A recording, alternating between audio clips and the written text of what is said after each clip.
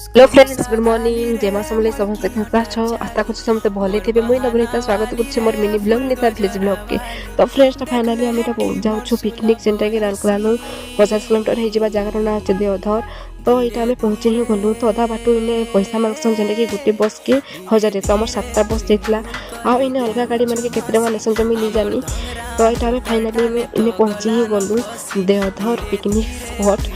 इ जगह पहुँचिकिना मत काଣା भल लागला कहबी इने ना प्लास्टिक यार छाड़े टोटाली नहीं पड़ी पूरा नीट एंड क्लीन थिला आ इना प्लास्टिक पकाबार लगी सब केतरा पकाबार लगी जगह जगह डस्टबिन बने देथिले आ सत कहबी कहले ना इने पीबार पानी सुविधा पूरा बहुत बढ़िया अच्छे बोरिंग कुड़े देछन जगह जगह आ पूरा पाइप लगे देछन रांधबार बाड़बार पीबार खाइबार लगे पूरा सुविधा अच्छे आ जदि आपण मन के जदि टॉयलेट भी लागला हेने ना बने देछन यूरिनल हेने जेना तमे माने यूज भी करि पारो।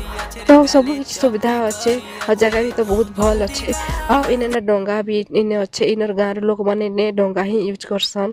आम फाइनाली बुली बुलाकिना पलि आसलु आम इने खाउछु आमर खाइबा हितला भात डाली खट्टा मटन चिकेन आ माछ आ तरकारी आउ पापड़ आउ सलाड आ पायस।